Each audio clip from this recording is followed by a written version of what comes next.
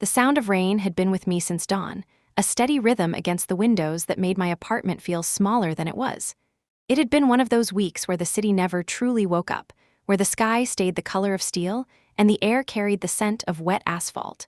I sat at my desk, eyes burning from the blue light of my laptop.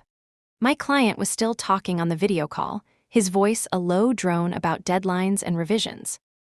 I nodded when I needed to, but my mind was somewhere else entirely. When my phone buzzed beside the keyboard, I almost ignored it. Then it buzzed again, and again. The name on the screen made my stomach twist. Mom. I hesitated for a moment, then opened the message. Your father collapsed again. We are in trouble. Hospital bills are too high. Please send $8,000 tonight if you can. 8,000, tonight. I stared at the words until they blurred. Then I saw the attachment, a photo of a hospital invoice. It looked real at first glance, but the longer I stared, the stranger it seemed. The hospital's logo was slightly crooked, and the font in the header looked off, almost like it had been pasted from somewhere else. A wave of unease crept through me. My mother had sent messages like this before, always urgent, always desperate, and every time I had responded without hesitation. I had told myself that was what daughters did. I turned off my camera in the meeting, pretending the internet lagged, and opened my banking app. The list of transfers stared back at me. 5,000 last month, 7 before that, another 4 2 weeks ago. My breath caught. In 6 months, I had sent nearly $40,000. I had done it all while skipping my own vacations, ignoring the ache in my back from too many all-nighters, pretending that exhaustion was love. But right now, something didn't feel like love. It felt like a test I had been failing over and over again. I picked up the phone and called her. She answered before the first ring finished. Her voice was soft, shaky, rehearsed. Fallen, sweetheart, your father is in so much pain. The doctor says if we don't pay by tomorrow, they won't continue treatment. I forced my voice to stay calm. Which hospital is he in? There was a pause. The rain filled the silence on the line. Finally, she said, the same one as before. Seattle Central Hospital. That was last time. The invoice she sent this time said North Creek Medical Center. My fingers tightened around the phone. Mom, I'll check something and call you right back. She started to protest, but I had already ended the call. I sat in the dim light of my apartment, my reflection faint on the window. The city outside looked blurred by rain, like even it didn't want to see what was happening. When I searched the hospital name online, my chest tightened even more. North Creek Medical Center didn't exist. I closed my laptop and pressed my palms against my temples. The silence felt heavy, like the walls were closing in. Maybe it was a mistake. Maybe she typed the name wrong.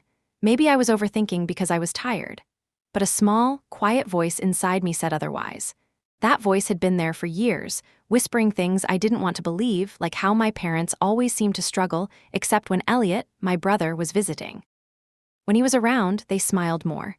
They cooked real dinners. They wore new clothes. They never asked him for money, only me. I had brushed it off for years. Told myself they treated him differently because he had a family of his own and I didn't, because I was the one who could afford to help. But tonight, the lie felt too heavy to swallow. I leaned back in my chair, staring at the ceiling. The hum of the city outside mixed with the ticking clock on my wall. I thought about my father's laugh, the way he used to call me his little architect, the pride in his eyes when I graduated. Then I thought about the way he avoided my gaze the last time I visited. A slow, dull ache filled my chest. If what I suspected was true, it wasn't just about money. It was about trust, the one thing I had never questioned. I turned off all the lights except for the one over my desk. The glow fell across my sketchbook, lines and curves of unfinished designs, plans for other people's homes. Homes built on solid ground, not the kind that could crumble overnight. I whispered to myself, I need to see it with my own eyes. The decision felt final the moment I said it. I packed a small bag without turning on the lights. A sweater, a toothbrush, a folder with my financial statements that I had never meant to show anyone. I slipped the folder into the side pocket like a secret I was finally ready to read aloud. The hallway smelled like fresh paint as I locked my door. The elevator hummed and the lobby lights turned the rain on the glass into silver threads. Outside, the night air felt colder than it should. I slid into my car and let the seat warmers hum to life while the engine settled into a steady breath. The freeway was nearly empty. The city behind me glowed like a blurred constellation, then sank into the rearview mirror as I crossed the bridge. Water churned below, dark and heavy. I turned the radio on just to have a human voice in the car with me, then turned it off again when the host started laughing about something small and ordinary.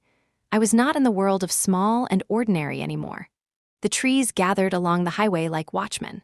The wipers kept time. Each green sign felt like a mile marker through a different life, the one where I said yes too often, the one where I sent money before I could breathe, the one where being a good daughter meant being tired for years. I remembered the first time I helped them. I was 20 and still in school. My mother called me from a grocery store, whispering into the phone as if hunger were a secret. I sent $200 and skipped my textbooks that semester. The professor let me share a book with a classmate. I told myself I was strong. I told myself this was what love felt like. I remembered the last time I helped them. It was rain like this and a message just like tonight, urgent and soft at the same time, as if need could be polite. I sent 7,000 and went back to my drawings, telling myself my hands could fix things even when my heart could not. The road unspooled. I stopped once at a gas station where the fluorescent lights flattened everything into a single color. I bought a coffee that tasted like burnt sugar and a bag of almonds I did not want. The clerk wished me a safe night in a voice that sounded like a question. Back in the car, I checked my phone again. No new messages. The invoice photo waited in my camera roll like a dare. I zoomed in until the pixels broke into squares. The signature line was blank. The total had a comma in the wrong place. I took a screenshot and filed it under a folder I named Proof. The word sat there for a second, sharp and clean. Then I started the car and drove on. When the hills grew familiar, it was nearly dawn. The horizon turned the color of old paper. A thin mist lay over the fields where I used to ride my bike. My hometown appeared the way a memory does when you are not ready for it, shy and sudden. The water tower still carried the name of the high school team. The bakery on the corner had a new sign but the same smell. I parked 2 streets away from my parents' house. I did not want the tires on their gravel to announce me. The neighborhood was quiet except for a dog that barked once and then decided I was not worth the energy. The sun was not up yet, but the sky was no longer dark. The in-between time, the hour when truth likes to change clothes. From the sidewalk, I could see their front porch light was off. The curtains were pulled back in the living room. On the coffee table, I could make out the shape of a bottle. Balloons clung to the ceiling by static, pale in the low light. My stomach tightened. I circled the block and stopped at the end of the cul-de-sac where Mr. Hahn used to fix bikes for the neighborhood kids. He was on his porch in a thick sweater with a mug in his hands, the same way he had been every morning of my childhood when he was not inside reading the paper. He saw me and raised the mug like a greeting. I walked up the path. He looked older, but his eyes were still the same kind. "Did I wake you?" I asked. "Morning wakes me," he said, smiling. "Fallen shepherd back with the first birds. Your mother will be pleased." I let the words pass through me without landing. "Have you seen them lately?" I asked. "My father, my mother." He nodded into the mug. "Hard to miss the celebration last night. Your brother threw quite a show. Lot of cars on this road for a weeknight." I felt it like a faint bruise pressed by a thumb. "Did Dad look sick?" I asked. He squinted as if looking through last night's version of the street. He looked like a man who was happy to be alive. He laughed with his mouth open. You know how some people laugh with their shoulders, like that. The coffee in my stomach turned bitter. I thanked him and he patted my arm. "That family of yours loves you," he said. The sentence sounded gentle and blind at the same time. I smiled so he would not have to take it back. Back at my car, I sat behind the wheel with both hands on the top of it. My phone lit my face with a ghostly blue. Another search for that not real hospital yielded the same answer. Nothing. A listing for a closed clinic in a different county. A review for a spa that offered medical-grade facials with a similar address format. I wrote those details down in the Notes app. Each line felt like a thread I could pull. I waited until the neighborhood woke. A jogger went by with a dog who was not convinced this was a good idea. A school bus exhaled at the corner and a cluster of kids climbed in with the slow movements of people who had not decided whether today deserved them. A delivery truck hummed past. Real life arranged itself neatly while I tried to hold still. At 8:00, I called my mother. She picked up at the second ring. Her tone was bright, almost cheerful, then softened into concern as if she had remembered her role. "Fallen, I did not sleep. It has been such a long night. Your father is very weak." "Did you get my message?" I swallowed and looked at the house. "I see the balloons," I said. She paused. There was a tiny sound, a plate against a counter. "What do you mean?" "The balloons," I said again. "In the living room, I slept badly too. Thought maybe I should bring coffee and medicine. And since I am 5 minutes away, I can do that." Another pause longer. 5 minutes, she said softly. Where are you? At the corner, I said. I can knock or I can wait for you to tell me whether he is resting. Which do you prefer? I heard a mixture of whispers, the scrape of a chair, my father's voice in the background, more surprise than alarm. Then she said, come in. We will open the door. She hung up before I could answer. I put the car in drive, then in park again. My hands felt steady. Underneath the steadiness, my chest was a drumming room. This was not just a visit.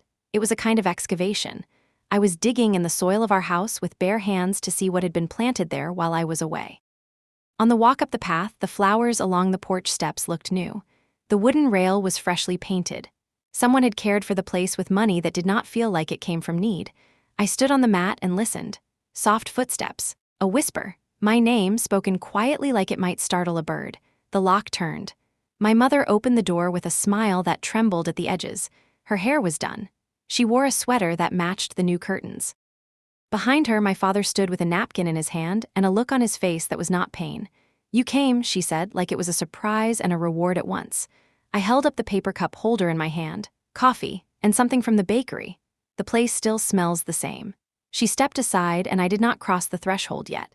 I glanced past her shoulder. The champagne bottle on the table wore a ribbon. There were plates with crumbs and gold paper hats that had been flattened by sleep. The room was clean in the way a party makes a room clean. It smelled like sugar and perfume and a hope that nobody would look too closely. My father cleared his throat. Fallen, come in, he said, using the tone that used to make me hurry when I was small. He tried to tuck the napkin into his pocket as if it were a secret. I met his eyes. Is this a hospital? I asked softly. He blinked. Your mother was worried last night, that is all, he said. We did not want you to panic. I took a breath that felt larger than my chest. I handed my mother the coffee and stepped back one small step so my heels balanced on the edge of the doormat. The edge felt important.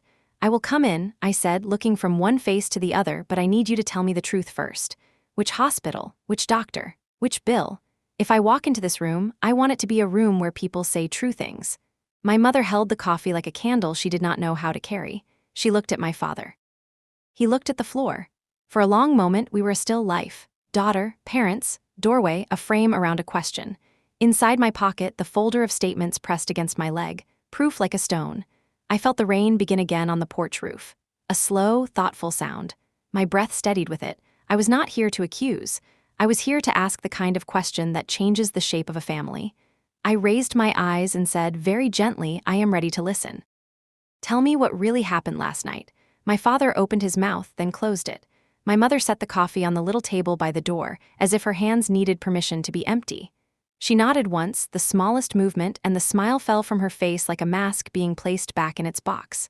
Come in, she said again, but now her voice sounded human. We will tell you everything.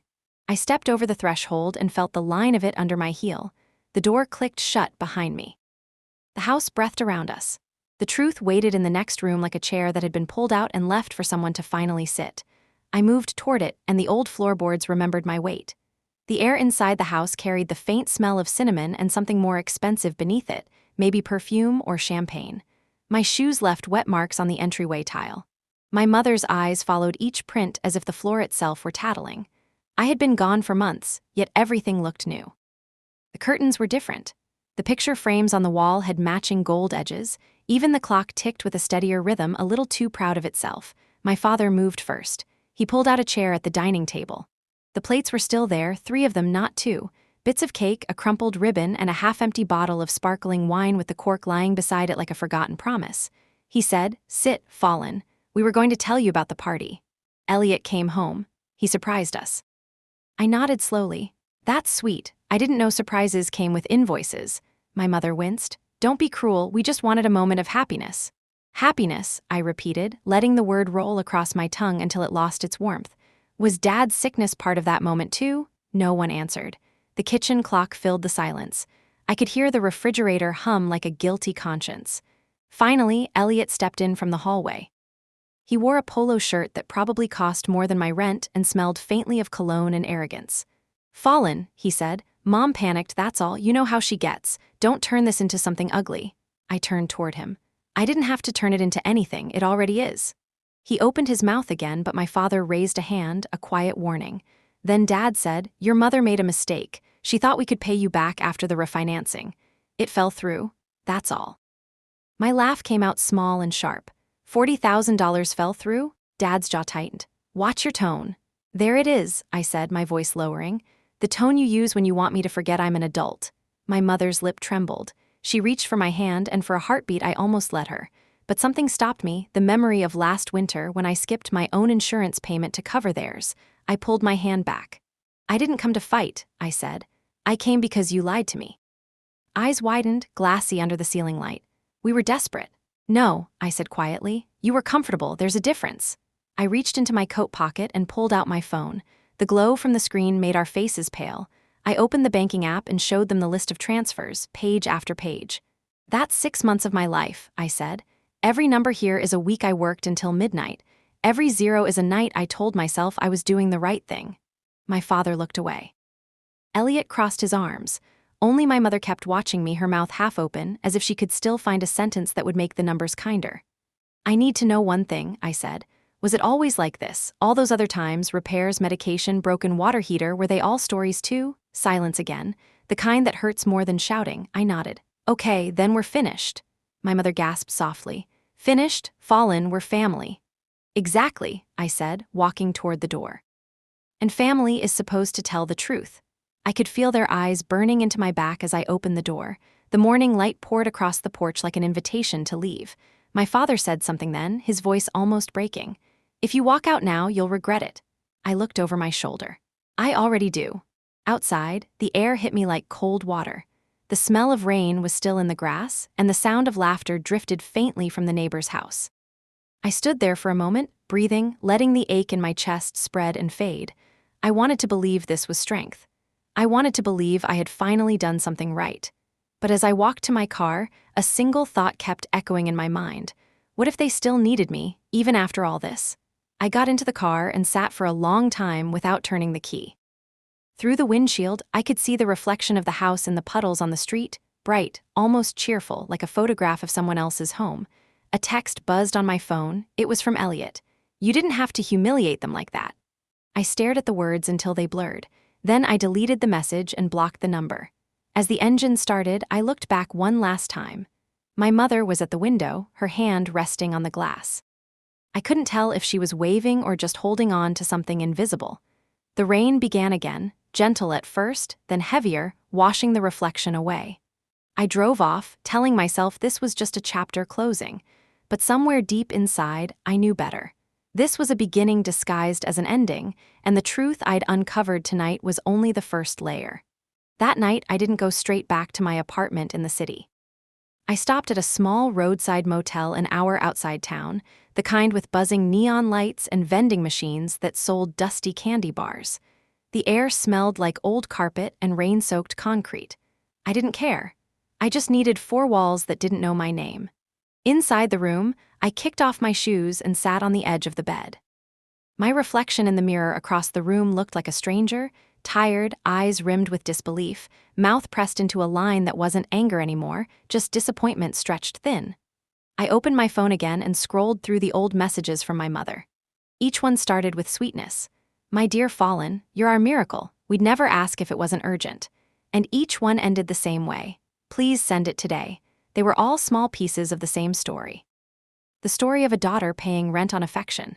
I tried to sleep, but every time I closed my eyes I saw the balloons in their living room, the shimmer of champagne glasses, the way Elliot's face tightened when he saw me. It wasn't guilt. It was irritation, as if I'd ruined his evening. At 2 a.m., I got up and turned on the television just for the noise. A weather report played on low volume. A cheerful voice talked about the sunshine expected for the weekend. It felt like a joke the universe was telling me. I muted it and stared at the blue light flickering across the walls. At some point between exhaustion and morning, I made a decision. I wasn't going to argue with them anymore. I wasn't going to beg to be understood. If they wanted to live in a world built on lies, they could do it without my money. When dawn came, pale and quiet, I packed my bag again and left the key on the dresser. The clerk at the front desk didn't even look up when I dropped it off. Outside, the rain had stopped and the world smelled clean, but I didn't. I felt like a room that had been lived in too long. Back in the car, I turned on the engine and opened the windows. The wind whipped across my face, cold and sharp, reminding me that I was still here. I drove for hours without music, just the sound of the tires on wet asphalt and my own breathing filling the silence. By noon, I reached the outskirts of Seattle. The skyline looked different, taller, more crowded, yet I had the strange feeling that nothing had changed except me. At a red light, I glanced at my reflection in the rearview mirror and whispered, "You did the right thing." It sounded brave enough to believe for half a second. Then the light turned green, and I had to move forward before I could doubt it again. When I got home, the apartment felt too clean. The plants on the windowsill leaned toward the light like they had forgotten who watered them. I made coffee and sat by the window, watching people cross the street below, strangers who didn't owe anyone an apology. The first message came that evening, then another, and another. "Mom, please call me. We can talk about this." "Dad, you hurt your mother deeply." "Elliot, they're worried sick. You went too far." By midnight, I turned off the phone completely. The buzzing still echoed in my mind long after the screen went black. For the next few days, I buried myself in work. I designed kitchens, office spaces, and houses for other people, homes that promised safety and order. My boss said my designs had grown sharper, more confident. I smiled and thanked him, not telling him that it was easy to draw perfect rooms when your own life had turned into rubble. But the silence didn't last. One evening, as I was leaving the office, my phone rang again. This time it wasn't a message. It was my mother's voice, thin and trembling. "Fallen, please, we can't keep living like this. The bills are piling up again." I stopped walking. "Mom, I told you I can't keep sending money." "It's not much this time," she said quickly. "Just a few thousand. Your father's car broke down and I cut her off." "You bought new furniture, Mom. You had champagne last week. Don't tell me you're starving." Her breath caught. "How did you?" "Because I was there." My voice rose before I could stop it. People passing on the sidewalk turned to look at me, and I turned away, lowering my tone. "I was there, Mom. I saw everything. You lied to me." She started to cry then, softly, the way she always did when she wanted me to feel guilty. "I don't know what happened to you, Fallen. You used to be so kind." The words hit harder than they should have. I ended the call without replying. That night, I sat on the floor of my apartment with all my old bank statements spread around me like pieces of a crime scene. Every transfer was dated, labeled, neat. Proof that love, when unreturned, becomes a ledger. By the time the sun came up, I had canceled every remaining automatic payment, deleted every shared access authorization, and written one sentence on a sticky note that I pressed to my fridge: "You are not their wallet." For the first time in years, I felt something close to calm. Not happiness, just quiet, and maybe quiet was enough. Still, in that silence, another feeling began to grow, something that was not quite peace and not quite fear. It was the sense that the story wasn't over, that the people I'd just walked away from weren't done writing their version of it. I looked at my phone on the counter. The screen was still dark, but I could almost hear the next message coming. And I knew somehow that when it did, it wouldn't just be words. It would be a storm. It started 3 days after I cut them off. At first, the silence was almost comforting. My phone no longer buzzed through the night, my inbox stayed clear of urgent subject lines, and my mind began to unclench in small, hesitant ways. I went to work, made coffee, answered calls, and for a moment, I almost convinced myself that the worst was behind me. Then the whispers began. It was a message from a cousin I hadn't spoken to in years. "Hey, Fallen, I just wanted to say I hope you and your parents can work things out. They're going through a lot right now." I stared at the screen, confused. Then another message arrived from an old neighbor, then from my mother's friend from church. "Your mom said you've been struggling mentally. Don't be too hard on yourself. You'll regret shutting them out. Parents make mistakes, but they love you." My throat tightened as I scrolled through them. It wasn't just gossip, it was an entire story being told without me. My parents had started a quiet campaign, weaving their version of events through the threads of family and community. In their story, I wasn't a daughter who had been deceived. I was an unstable, ungrateful child who had turned her back on the people who raised her. For a full day, I said nothing. I told myself it didn't matter, that truth didn't need to defend itself. But the truth, left alone long enough, starts to sound like guilt. That evening, Elliot showed up at my office. The receptionist buzzed my phone, her voice cautious. "There's a man here who says he's your brother. He's insisting." My pulse spiked. I told her to send him in. Elliot walked in like he owned the place. His suit looked new, his hair slicked back in a way that made him seem taller than he was. "Fallen," he said, smiling tightly. "We need to talk." I stood, folding my arms. "About what?" He dropped a manila folder onto my desk. "About Mom and Dad. You can't just abandon them like this." I didn't touch the folder. "You mean I can't stop funding their vacations?" His jaw clenched. "You're making this uglier than it has to be." They lied to me, Elliot. They took thousands and pretended Dad was dying, and you expect me to feel guilty? He leaned forward, voice dropping low. They were desperate. Do you know what it's like to be their age, terrified of losing your home? I do, I said quietly, because I was the one paying to keep it. His eyes hardened. You've changed. You sound cold. And you sound rehearsed, I said. For a second, his composure cracked. You think you're some kind of hero. They gave you everything. I felt something sharp break inside me. No, they gave me responsibility. You got their affection. The words hung between us, raw and real. Elliot blinked as if I had said something obscene. Then his voice turned colder. Mom said you're seeing someone now. Maybe that's what's gotten into your head, someone feeding you this independence crap. I felt my hands curl into fists, but I forced them open. Get out, he smirked. You don't want this to get worse.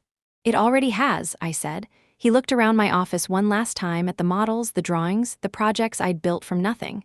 You think success makes you untouchable, but family doesn't disappear just because you say it does. I didn't answer. I watched him walk out, the door closing behind him like the final click of a lock. When he was gone, I opened the folder he had dropped.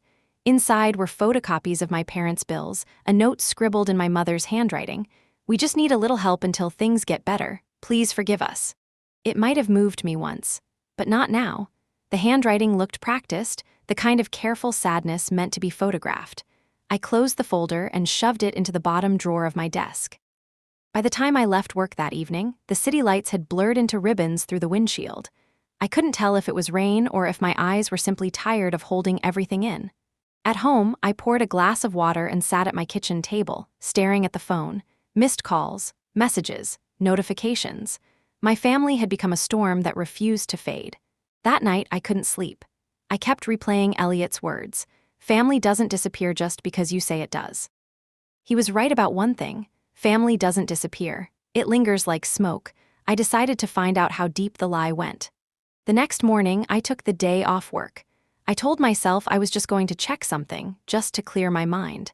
But deep down, I knew it was more than that. I went through my mother's messages again, tracing every mention of hospitals, doctors, and invoices. I noticed something I hadn't before. Every bill she sent had a different hospital name, a different logo, but the same formatting. Same spacing, same watermark pattern faintly visible when I zoomed in. It was all from the same template. My pulse quickened. I followed the trail backward. Each invoice led to a random address, none of which matched any registered medical center. One even belonged to a wellness resort outside Portland.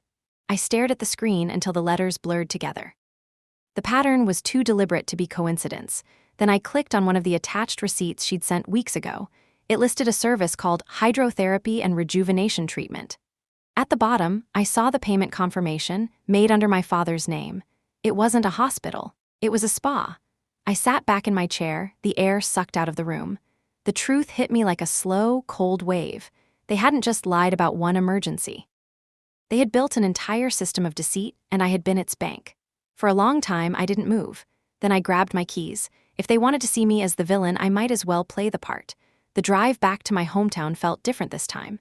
The last time I came, I was confused, half hoping to be proven wrong. This time, I wasn't hoping for anything.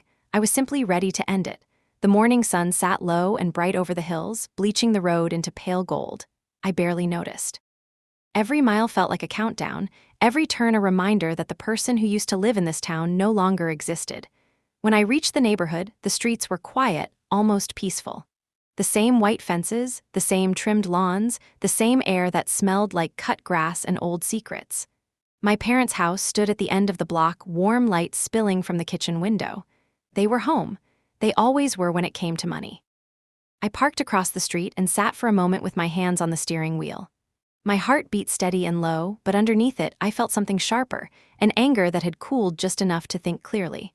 When I finally stepped out of the car, the gravel crunched beneath my shoes. I didn't knock this time. I opened the gate, walked up the steps, and rang the doorbell once. My mother opened the door with that same smile she used to wear when she wanted something. Her eyes lit up for half a second before she registered my expression. "Fallen," she said, her voice faltering. "What a surprise." "Is it?" I asked. "I thought you liked surprises." Her hand lingered on the doorframe. "Your father's in the kitchen. Come in, dear." I stepped inside. The smell of coffee and toast filled the air. It might have been comforting once. Now it made my stomach turn. Dad was sitting at the table, reading the newspaper. He looked up slowly, then folded the pages with a deliberate calm. "Fallen," he said, "we weren't expecting you." I figured. I dropped my bag onto the floor and looked around the room. The counters were spotless, gleaming. A new espresso machine sat beside the sink. "Nice coffee maker, hospital recovery gift," Mom flinched. "Don't start with that tone again." "What tone would you prefer?" I asked softly. "The one I use when I'm transferring money or the one where I apologize for being alive?" she gasped. "Fallen, please." "No," I said. "You should hear me clearly for once." I took my phone from my pocket and opened the photo, the invoice from the fake hospital. I slid it across the table. "Recognize this?" Dad's eyes flickered, but his expression stayed cold. "I don't know what you think you're proving." I swiped to the next image. "Here's the interesting part. Same invoice template, different hospital, and here," I zoomed in on the spa logo, "is the watermark from Ocean Rejuvenation Resort. They offer healing packages." "It's not a hospital, it's a vacation." My mother's lips parted. "That's not what it looks like." I laughed, a hollow sound that made even me wince. "It looks exactly like what it is." Dad stood up, his chair scraping the floor. "Enough, Fallen." "I'm not done," I said quietly. "You lied about him being sick. You lied about losing the house. You took money I worked years to earn and you spent it on massages and champagne." Mom's voice cracked. "We just wanted to feel normal for once." "Is that so terrible?" "Normal," I whispered. "Normal doesn't come with forged invoices." Her eyes filled with tears. "You think it was easy for us. You have everything. We have nothing left. Do you know how small that feels, needing your own child's help?" The words hit something deep, but not the way she meant. I felt pity rise for a moment, then disappear as fast as it came. "You didn't need help, Mom. You wanted control. You wanted me to need you the way you needed money." Dad's voice boomed. "Shut your mouth." "No," I said, stepping closer. "You watch yours, because I'm done pretending that debt is love." For a moment, no one moved, then my father's shoulders sagged. His voice dropped to a low, tired rumble. "You think you're better than us because you make money? You'll learn one day what family costs." "I already did," I said. "It cost me you." I pulled out my phone and, without hesitation, opened my banking app. The glow from the screen reflected off their faces as I tapped through my settings. "Fallen, what are you doing?" my mother whispered. "Canceling the last automatic transfer." Her hand shot out, trembling. "Please, just for this month." I hit confirm. The screen flashed, transfer canceled. She started crying. My father turned away, muttering something under his breath, something about selfishness, about blood. I felt my chest tighten, but I didn't let it break me this time. "I've sent you over $50,000 in a year," I said quietly, "and somehow it was never enough. You taught me that giving isn't love, it's leverage, and I'm taking mine back." They both stared at me, speechless. Then my father said, barely audible, "You'll regret this." I walked to the door and turned the knob. "Maybe, but at least it'll be mine to regret." I stepped outside into the sunlight. The air was warm and still, and for the first time I felt the weight lifting off my chest.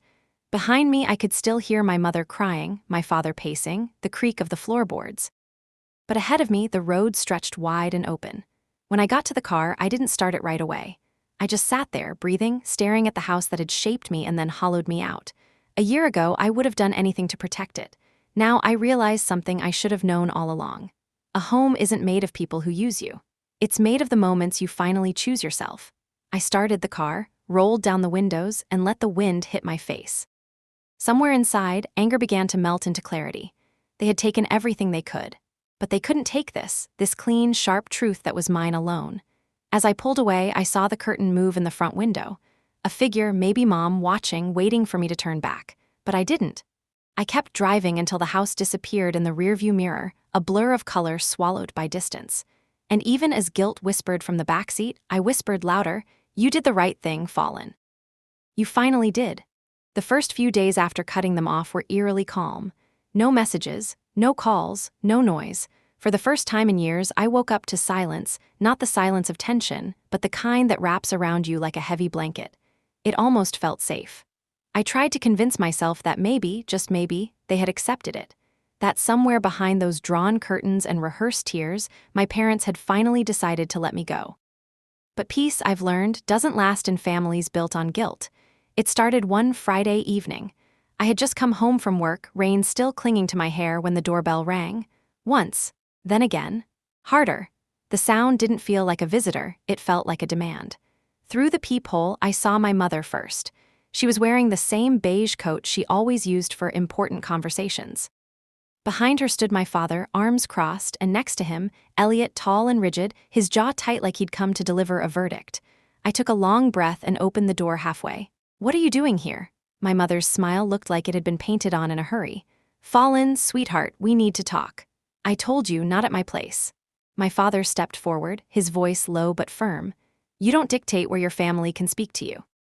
Something in me flinched, the old reflex that always bowed to his tone, but not this time. "You're on my doorstep, Dad, that means I do." He frowned. "We're not here to argue, we're here to make this right." I folded my arms. Making it right would have started with the truth. Elliot scoffed behind them. "For God's sake, Fallen, stop acting like a victim. You've turned this into a circus." I looked at him. "You mean the circus you and your wife started?" "The one where my parents play the part of the helpless saints." His face darkened. "Their mom and dad, they don't deserve this disrespect." "Disrespect?" I repeated softly. "You mean not paying for their lies anymore?" My mother's voice cracked, trembling on the edge of practiced pain. "Fallen, please, we're still your parents. We've made mistakes, but you're our daughter. That doesn't change." "You're right," I said quietly. "It doesn't change, but it explains everything." The rain outside started again, soft at first, then steadier. It pattered against the edge of the porch roof like applause for a play no one wanted to see. My father's tone turned stern. "You think you're above your family now? Too successful to care?" I felt something inside me break loose, not anger, not guilt, but something older and heavier. I stepped forward, closing the distance between us. "No, I care too much. That's the problem. I cared until I had nothing left." "And all you ever did was take." Elliot took a step closer, his voice rising. "You owe them, Fallen. After everything they did for you, you think walking away makes you strong?" My hand tightened on the door. "No, it makes me free." He laughed, harsh and ugly. "Free? You'll come running back, you always do." The air between us thickened. My mother's tears began to fall, not quietly but loud, theatrical, the kind of crying meant for an audience. My father reached out as if to touch my arm, but I stepped back quickly, keeping the door between us. "Don't," I said. His eyes narrowed. "You don't talk to your father that way." I met his gaze, steady and unflinching. "You stopped being my father the moment you made me your paycheck." For a second, his expression changed, something raw flickered there, shame maybe, or memory, but it vanished as quickly as it appeared. Elliot turned toward my mother. "This is pointless. She's gone." I saw it then, the shift. The moment when love turned into resentment, when family became strangers wearing familiar faces. "Please leave," I said quietly. "If you don't, I'll call security." "You wouldn't," my father said. I raised my phone, thumb hovering over the screen. "Try me." The silence that followed was so thick I could hear my own heartbeat. My mother finally broke it. "You'll regret this, Fallen. You'll wake up one day and realize you've lost everything." I shook my head. "No, Mom, I've already lost it. I'm just done pretending I haven't." She stared at me as if she didn't recognize me, as if the daughter standing before her had been replaced by someone colder, sharper, someone she couldn't manipulate anymore. Elliot grabbed her elbow. "Let's go." My father hesitated a second longer, then turned away. As he stepped off the porch, he said without looking back, "You'll come around. You're still our blood." I waited until their figures disappeared down the walkway, until the sound of their car faded into the rain. Then I closed the door slowly, the lock clicking into place with a final, satisfying sound. My hands were shaking, not from fear, but from the adrenaline of finally standing up without flinching. I leaned against the door and exhaled, eyes closed, letting the silence settle again. But then, from the living room, a voice spoke softly. "I take it that didn't go well." I turned. Natalie stood by the window, her dark hair damp from the rain, a mug of tea in her hand. She had been here since earlier, waiting, listening. "They came here," I said. "They think they can just show up and rewrite everything." She nodded slowly. "That's what people do when the truth scares them." I walked over to her and sank onto the couch, exhaustion finally catching up with me. They don't understand boundaries. To them, love means ownership. Natalie placed the mug on the table and sat beside me. "Then you'll have to teach them what love really means." I let out a humorless laugh. "They'll never listen." She looked at me carefully. "Then stop talking, show them instead." The rain outside grew heavier, a steady rhythm against the glass. I leaned back and closed my eyes, feeling the warmth of her hand brush against mine. For the first time that night, I didn't feel alone. Still, deep down, I knew this wasn't over. People like my parents didn't let go, they tightened their grip when you tried to breathe. And somewhere between the thunder and the silence, I felt it coming, the next knock on the door, louder and darker than before. It rained all through the night. The sound of it filled the apartment like a low heartbeat. Natalie had fallen asleep on the couch, the empty mug still warm on the table. I tried to rest, but every time I closed my eyes, I saw their faces again, my mother's tears, my father's stare, Elliot's smirk. I should have felt relieved. Instead, I felt haunted. Freedom isn't quiet, it echoes. By morning, the clouds had turned from gray to the color of ash. The city looked heavy, sagging beneath the weight of the storm. I made coffee, sat by the window, and watched the streets blur in sheets of rain. For a moment, I imagined I could start over somewhere else, somewhere my last name didn't follow me like a shadow. I didn't realize I had drifted into thought until Natalie spoke behind me. "You haven't said a word in an hour." I looked at her reflection in the glass. Maybe that's a good thing. She came closer, her voice calm but firm. "You know they'll come back. People like that don't stop when you set boundaries. They just find new doors to knock on." I sighed. "Then I'll stop answering." She smiled faintly. "You say that now." Before I could respond, there was a sudden, violent pounding at the door, not a polite knock, not even angry. It was deliberate, like someone was trying to break through the wood. Natalie's smile vanished. I stood frozen, heart pounding. The sound came again, louder this time. I crossed the room and peered through the peephole. Elliot, and behind him his wife, Danielle, and my parents. They were drenched from the rain, faces tight and cold. My father's coat hung heavy with water. My mother clutched her purse like it was a lifeline. Elliot looked ready to explode. I opened the door just enough to speak. "You need to leave." Elliot shoved his way forward, the door banging against the wall. "We're not leaving until you fix this." Natalie was on her feet in an instant. "Get out," she said sharply. Elliot glared at her. "This is between family." She stepped closer, calm but dangerous. "Then act like family." He ignored her and turned back to me. "You've embarrassed us, Fallen. People are talking. Mom can't even go to church without someone whispering about her ungrateful daughter." I stared at him. "I didn't ask you to spread lies about me. That's on you." His wife's voice cut through the tension. "Maybe if you weren't so selfish, none of this would have happened. You could have helped instead of humiliating them." "Helped," I repeated quietly. "I sent $50,000. That's not help, that's being drained dry." Elliot's face twisted. "You owe them." "For what?" I snapped. "For giving me life so they could take it back piece by piece?" The words hit him like a slap. For a second, he didn't move. Then he took a step closer, his voice dropping low. "Your lucky dad raised you the way he did. Anyone else would have kicked you out years ago." I felt Natalie move beside me. Her tone was calm but sharp as glass. "Say another word like that and you'll leave this building with a broken jaw." Elliot turned toward her, his voice dripping with contempt.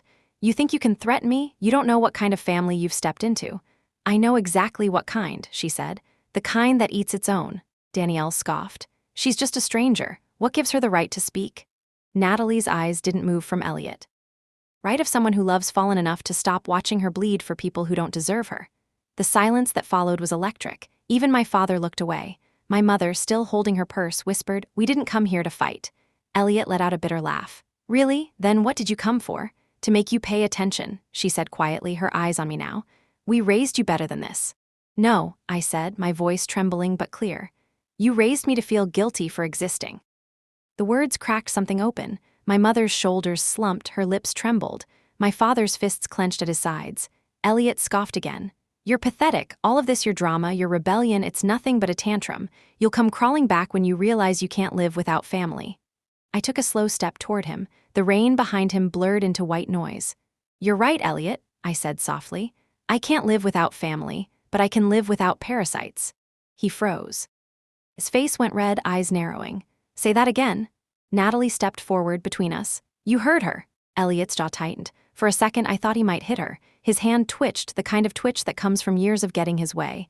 Natalie didn't move. She stood calm and still, like someone whose face storms far worse than this. "Do it," she said quietly. "Show your parents what kind of man you are." Elliot's hand dropped. His wife grabbed his arm. "Let's go," she muttered, voice shaking. My mother tried to speak again, but my father caught her wrist.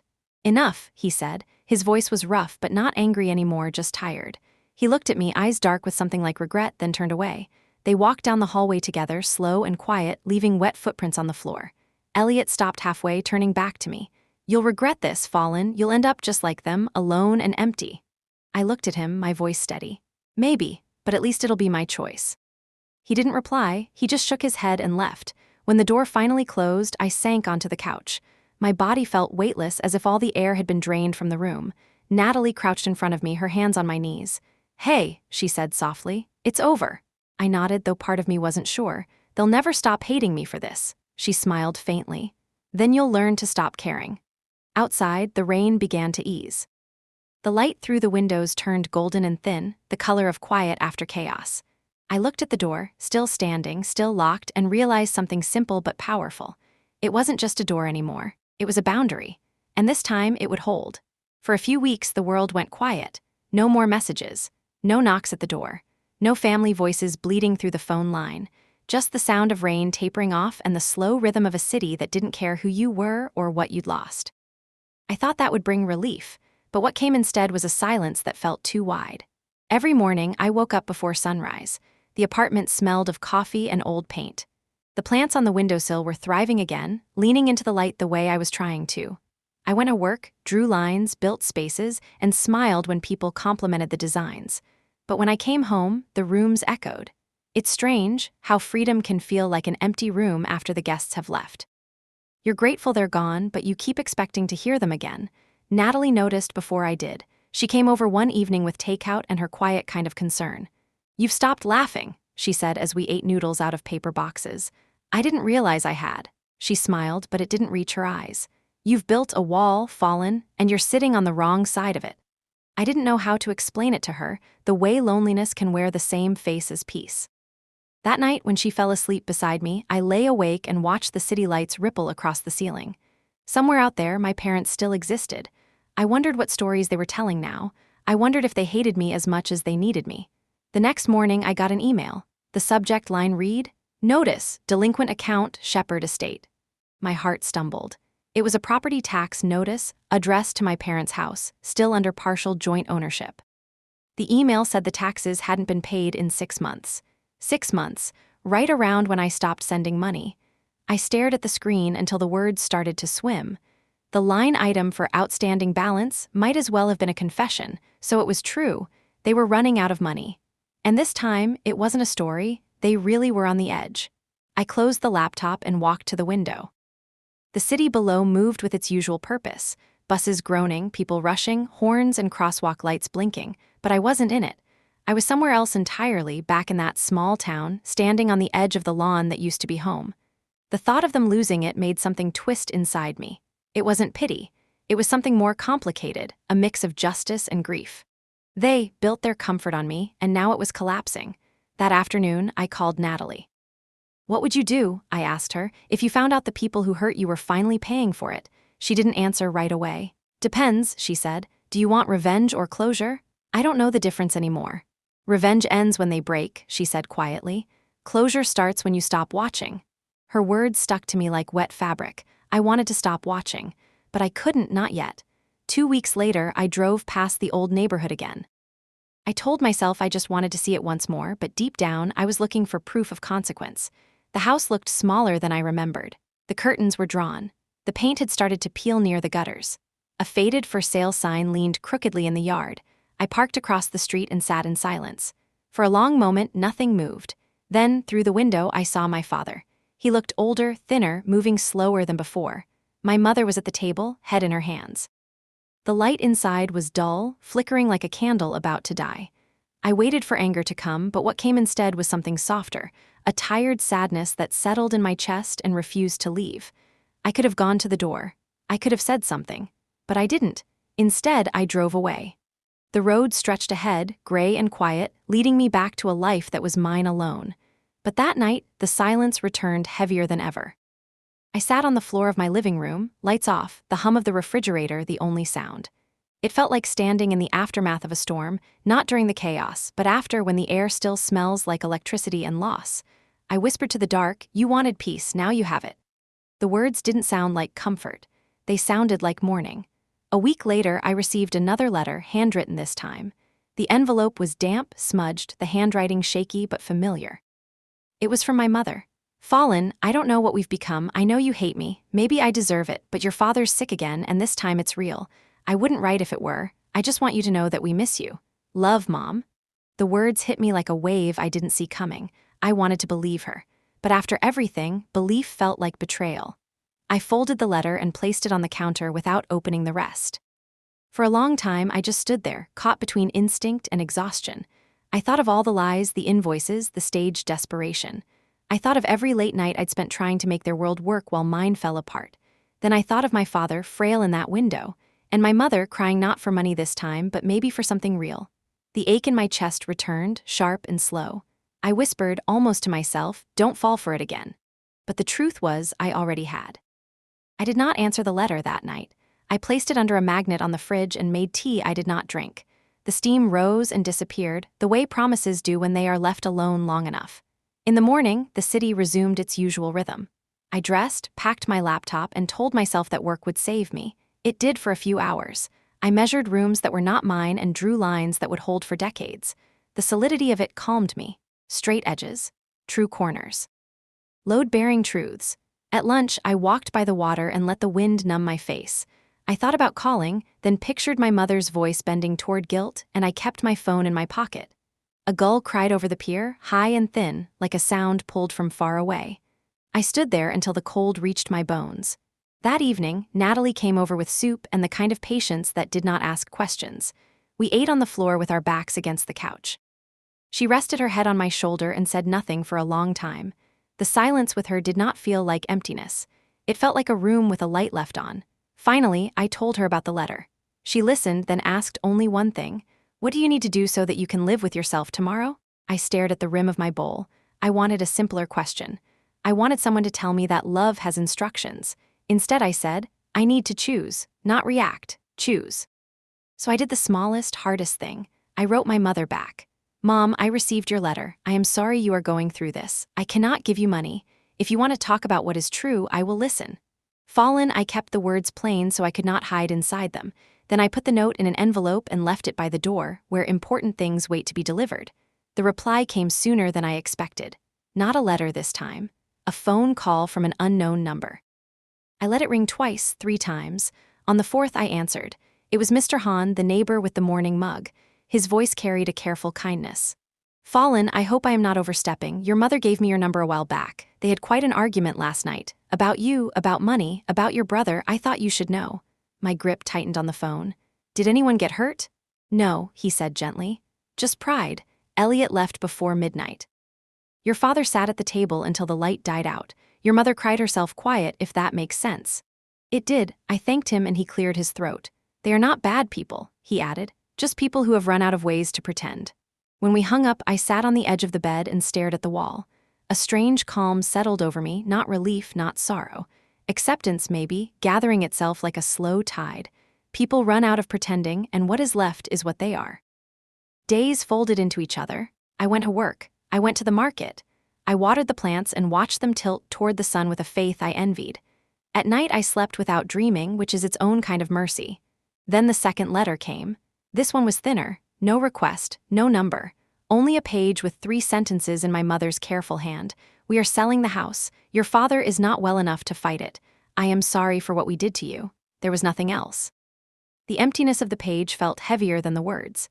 I pressed the letter flat on the table and smoothed it with my palm, as if I could iron the past into submission. I thought of driving down right then, thought of showing up at the kitchen door with coffee and the sturdy kind of silence that repairs things. But the thought unspooled into the old script. I saw the small requests becoming larger ones, saw the ledger restart.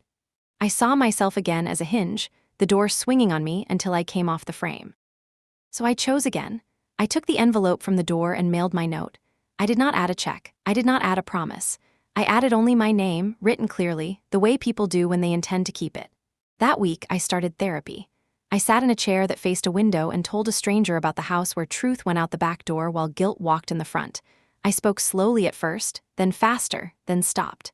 The therapist asked me when I first learned to translate love into payment. I laughed, then I did not. On a Thursday afternoon, a voicemail arrived from a number I did not know.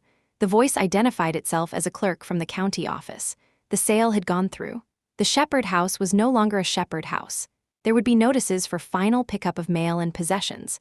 The voice was professional and spare, like an announcement on a train platform. I listened twice. Then I turned the phone face down on the table and stood by the window until the light changed. It was not grief I felt. It was a door in me closing without a sound. That evening, I drove to the lake with Natalie and sat on the hood of the car while the water darkened. She leaned into me and I told her about the voicemail. She squeezed my hand. "Do you want to go back?" she asked. "No," I said. Then after a breath, "Not yet."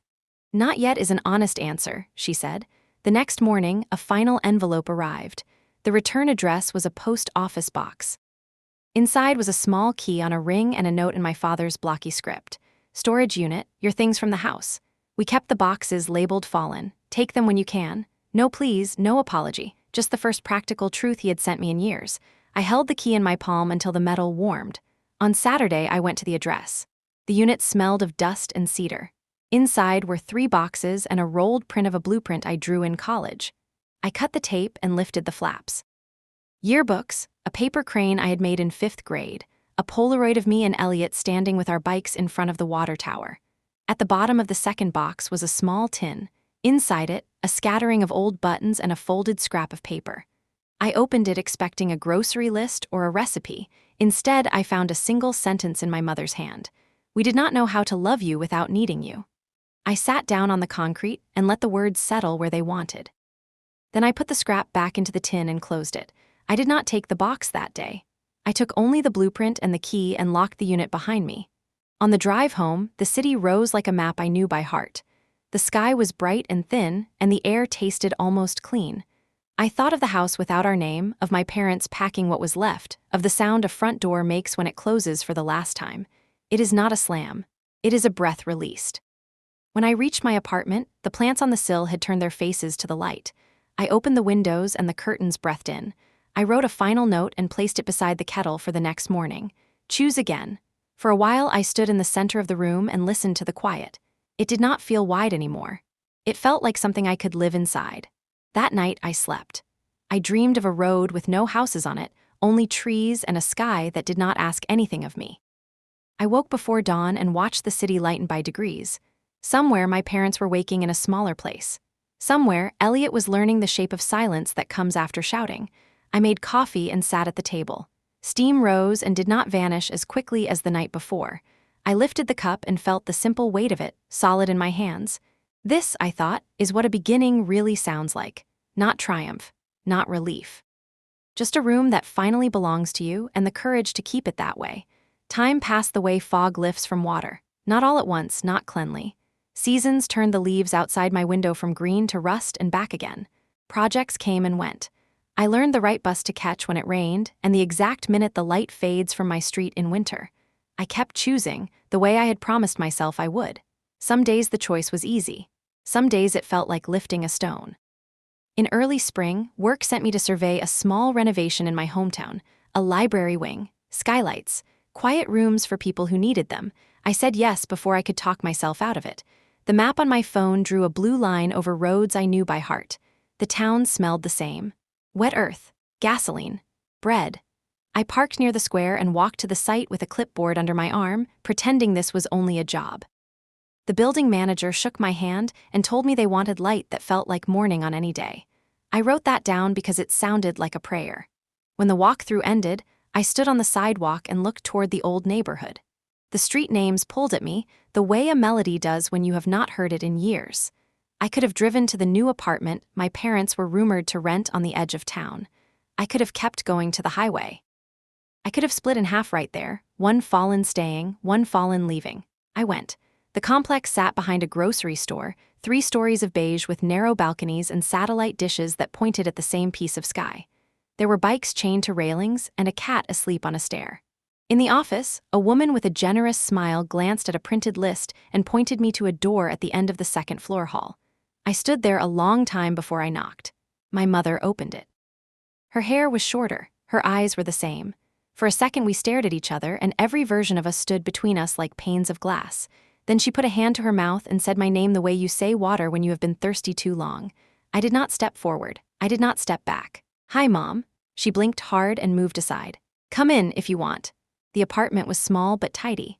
A 2-seat sofa, a round table with a small bruise in the wood where a hot pot had once sat. The air held the faint scent of lemon cleaner and old carpet. A single plant leaned toward the window like it was trying to read the day. My father sat in a chair by the window with a sweater folded over his lap. He looked up slowly, as if he had been climbing stairs inside himself. There was a careful pause, and then he nodded. Fallen, I nodded back. Hey, Dad. We stood in the soft awkwardness people wear when the old words do not fit anymore. Then my mother busied herself with cups and a kettle that took its time to boil, as if stalling for all of us. She set a plate of crackers on the table like an apology that did not know how to speak. "How is the city?" my father asked, as if we were neighbors meeting in an elevator. "It is loud," I said. "It is kind to people who mind their business." He half smiled at that. There was a framed photo on the wall, not a yacht, not a party. Just the two of them on a bench in a park the color of late afternoon. My mother's hand rested on his sleeve. Their faces were soft in a way I did not remember seeing. I did not come to interrogate them. I did not come to save them either. I came to see if truth could stand in the same room as us without flinching. I wrapped my fingers around the warm cup and felt my pulse steady under the heat. "We sold the house," my mother said, as if I did not already know. "It was time." I nodded. "How are you doing here?" She looked around the small room. We had to learn to fit." She glanced at my father with a look I could not quite read. He cleared his throat. "I walk in the mornings. There is a bench by the pond that belongs to no one. That is a good thing to have." It was such a plain sentence, so unadorned, that something inside me eased. We spoke for a while about small things that felt big because they were all we could carry without breaking. The neighbor who played the same song at the same hour. The bus that arrived early when you needed it and late when you did not. The way the light in this room slid across the floor like a clock with no numbers. When the tea was gone, quiet filled the edges again. I set my cup down and stood, not to leave, but to move. My mother watched me with the careful alertness of someone tracking a skittish animal. I walked to the narrow shelf by the window. There were 3 books. A salt shaker shaped like a lighthouse. A small wooden box with a brass latch. The box caught my eye because it had a crease along the lid where the varnish had bubbled and smoothed again, the way a scar learns to live on a face. I touched the latch without opening it. Then I noticed the stack beside it. Envelopes. The top one had my name written in the looping hand I knew better than my own. None of them had stamps. All of them were sealed, then unsealed, then sealed again with tape that had yellowed. My mother saw where I was looking and set her hands flat on the table as if to anchor herself. "I wrote," she said, and her voice thinned.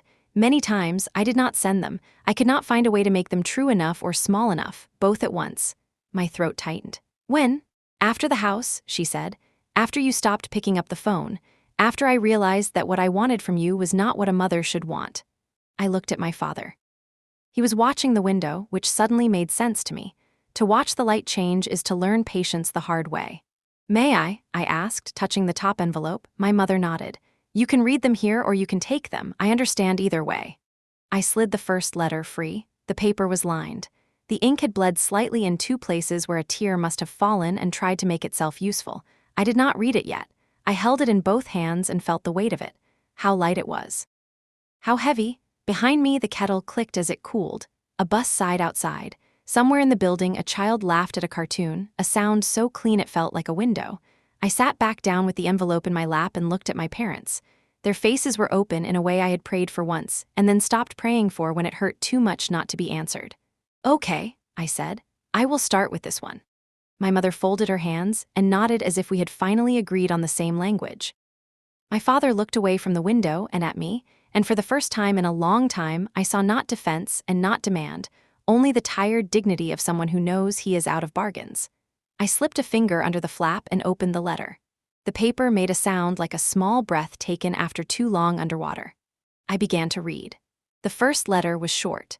She wrote that she had taken the invoices apart in her mind and could not put them back together without seeing the lies. She wrote that she had learned the difference between asking for help and demanding it. She wrote that she was afraid of the silence I had given her, not because it was punishment, but because it was the first honest boundary she had ever met. At the end, she had drawn a small square, and inside it she wrote one word: try. I opened the second. The lines wandered across the page like someone learning to walk on ice. She described selling the house in sentences that were all action and no plea. The realtor. The boxes. The last night on the living room floor with a lamp that hummed. The drawer she forgot to empty that still smelled like cinnamon and dust. She wrote that my father had carried the toolbox out to the car and then stood in the driveway with it still in his hands, as if the weight could tell him which way to go. I wanted to set the letter down, but I kept reading. She admitted she had asked me for what love had never promised her. She admitted that praise had always been easier to give to the child who cost them least. She did not try to soften that sentence. She let it stand without decoration. The third letter was the one that began to undo me. It had a stain in the corner that looked like coffee or maybe rain.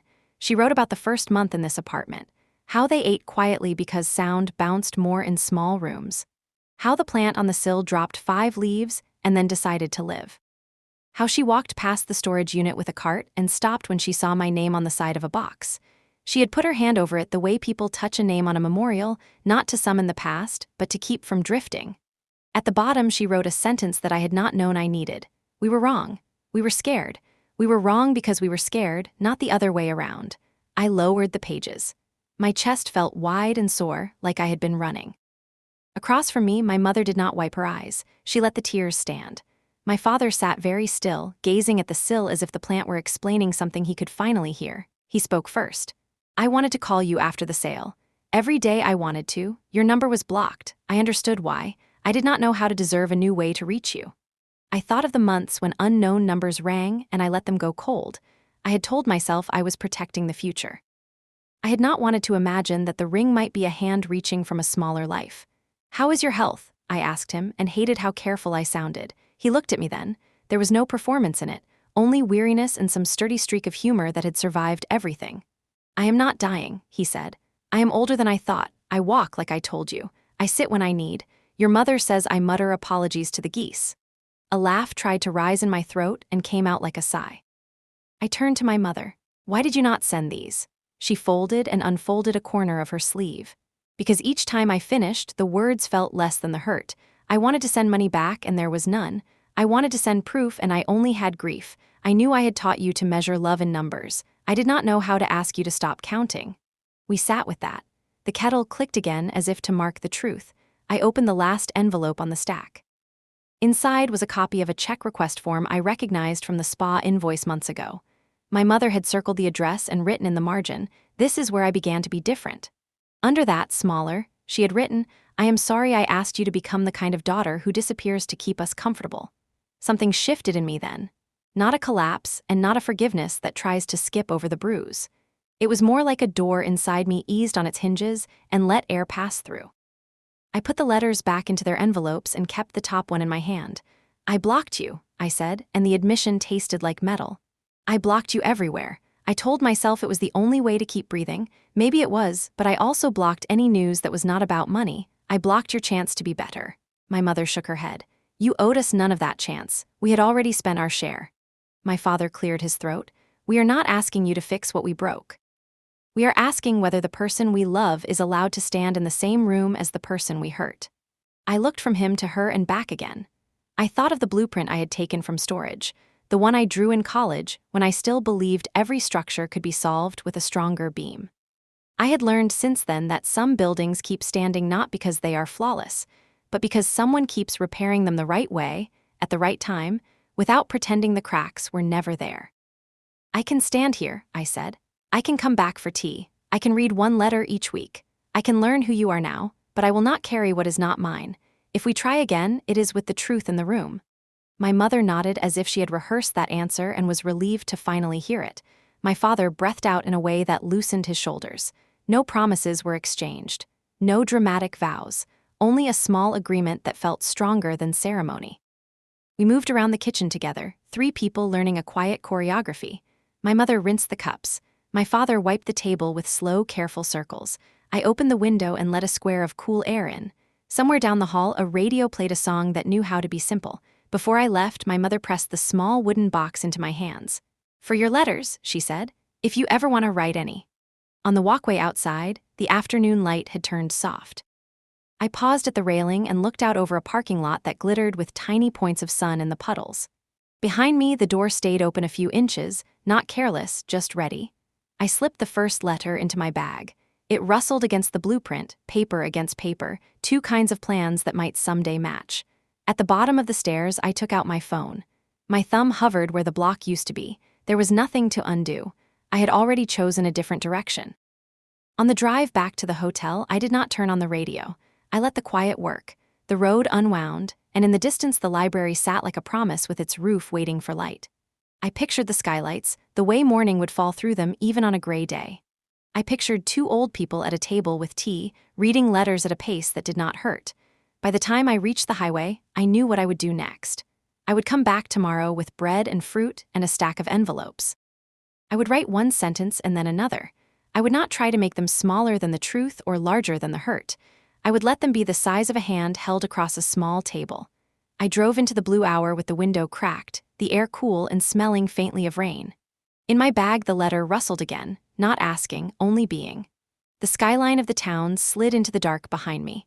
Ahead, the road lifted and curved and opened. Somewhere between here and the edge of the evening, the story I had been telling myself quietly changed tense. It was no longer about what had been taken. It was about what might still be made. I kept going, and for once the distance did not feel like loss. It felt like a room with light waiting in it. The next morning I woke before my alarm, the hotel room washed in that pale blue that makes everything look like it is waiting. I made tea with the slow kettle by the sink and laid out the envelopes I had brought from the city. On the top one I wrote a single sentence, then stopped to breathe, then wrote another. I did not try to sound brave. I tried to sound true. When the cup was empty, I walked to the library site. The crew was already there, jackets bright against the gray.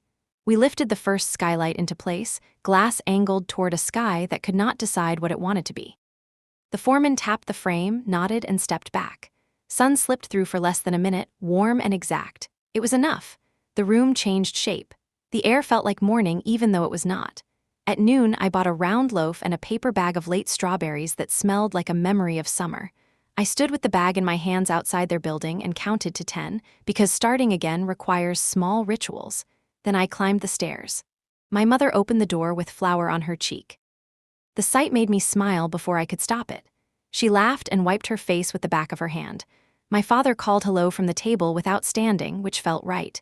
We did not perform. We arrived. I put the bread and fruit on the counter and handed my mother the first envelope. She did not open it. She put it in the small wooden box and rested her palm on the lid.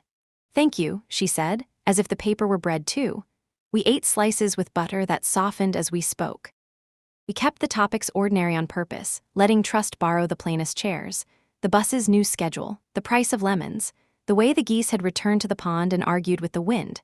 After a while, the talking shaped itself into a rhythm that did not scrape. I could feel my shoulders drop, the way your body does when it realizes the air is safe. Before I left, my father cleared his throat. I braced for a question, but it was only an offer. "If you want," he said, "I could walk you to the corner." I nodded and we stepped into the hallway. He matched his pace to mine. At the stair, he held the rail and let me go first. It was nothing and it was everything. On the sidewalk, he paused. The day was trying hard to be sunny. "Your letter," he said. "Will there be another?" "Yes," I said, "next week." He smiled the smallest smile and looked at the puddle catching a patch of light as if it were a coin he had finally found. "See you," he said, and turned back. That night I sat at the hotel desk and wrote more lines. I wrote about the skylight and the way the room had brightened for one precise minute. I wrote that 1 minute can argue with a whole day of cloud. I wrote that I was learning to count in minutes and not in debts. I sealed the letter and slept as if the bed knew my name. We fell into a pattern. Thursdays were tea. Saturdays I mailed a note. Once, a letter came back from my mother with a recipe for the lemon bars I loved when I was 9. The instructions were neat and bossy in the way that recipes are allowed to be. At the bottom, she had added a line that did not belong to the recipe but belonged to us. "If you try them and they fail, try again." Sometimes the letters were stories. My father told me about a woman on his walking route who always carried 2 apples and left one on the bench near the pond. He never took it, but he liked knowing it was there. My mother described a neighbor who sang to the laundry as she hung it on a folding rack near an open window. She said the singing made even socks look brave. I wrote back about small things on purpose. A gull stealing half a sandwich from a man who could not stay angry. A child in a yellow coat who waved at a bus and made the bus driver laugh into the loudspeaker. The plant in my window that had started to grow a second stem after years of stubbornness. I did not mention numbers. They did not either. We were building a language that could hold us without collapsing into old math. There were tests. There had to be. One afternoon my mother asked if I knew a handyman who could look at the stove. She said it with care and without hint. I asked what it needed. She said a hinge and a new knob. I said I would find someone and pay the invoice directly. She said that was kind. I watched her face and saw relief but not triumph. The difference felt like a door that stayed open because both sides wanted air. Another time, my father tried to hand me a small envelope on the stair. He looked almost shy. "For the bus," he said. I held it and then put it back in his hand. "Walk with me to the corner instead," I said. He did. The envelope did not come up again. The library wing grew ribs and then skin. I sent them a photo when the scaffolding came down.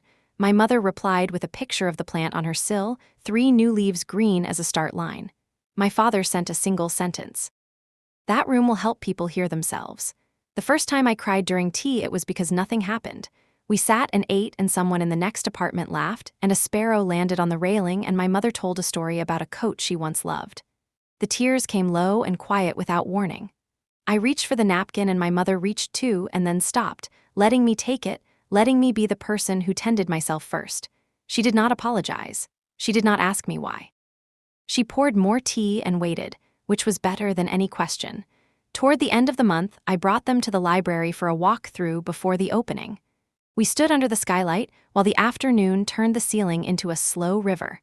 My father tilted his face to the light. My mother closed her eyes. I watched their bodies soften in the way buildings do when weight is transferred correctly. On the way out in the lobby, an elderly volunteer handed my mother a brochure and told her the new wing was designed for quiet reading and careful thinking. My mother smiled at me over the paper and said, "We will try to be careful." The volunteer laughed, not knowing it was a vow. Back at the apartment, my mother opened the wooden box and placed a new letter inside. She did it without ceremony. Habit, but the kind that grows after a choice, not before it. My father leaned his cane against the wall and asked if I had time for one more cup. I did. We drank it slowly because there was nothing to fix and nothing to break. That is a rare way to drink anything. When I left, the hallway smelled faintly of lemons and something like clean rain. My mother stood in the doorway with her hand on the frame. My father lifted 2 fingers in a small salute he must have learned in a life I did not know. The elevator arrived with a soft bell. Before the doors closed, I said, "See you Thursday," and heard, as if from a longer ago, my mother answer, "Yes, Thursday," like the word itself was a bridge that could carry us. On the street, I looked up at their window. The plant was a dark shape against the light. The day had slipped toward evening and the sky chose blue. I walked to the corner bench and sat for a minute, even though I did not need to wait for a bus. I wanted to mark the hour. I wanted to say thank you to no one and to everything. The wind brushed the back of my neck and brought the smell of bread from the grocery store. I pictured the skylight and the room below it, quiet as a held breath, and I understood something I had been saying without knowing. Forgiveness is not a door swinging wide one dramatic time. It is a window you open each week to let the air change. I stood and started toward the hotel. Behind me, a mother told a child to look both ways. Ahead of me, the crosswalk lit up and clicked. I stepped into it, and the light, steady and human, remained. Spring slipped into summer almost unnoticed. Days folded neatly into one another, marked only by the letters and the tea. I learned that quiet reconciliation doesn't announce itself, it grows slowly, like light at dawn. Each Thursday, the kettle clicked just as I reached the door. My mother would open it with that same soft surprise, as if she hadn't fully believed I would come back again. My father always greeted me from the table, his voice steady now, no longer cautious. Sometimes we didn't speak much. The silence between us had changed shape, no longer the kind that punished, but the kind that rested. We would sit, sip, breathe. A simple act that once seemed impossible. One Thursday, she handed me a stack of envelopes, my letters. She had kept every one, each one unfolded carefully, edges worn from rereading. "I wanted to remember the sound of your words," she said. I smiled. "Do they sound different on paper?" She looked down. "No, but they sound safe." I helped her place the envelopes back in the wooden box. It was nearly full now. A strange, humble archive of everything that had gone wrong and everything we had tried to make right.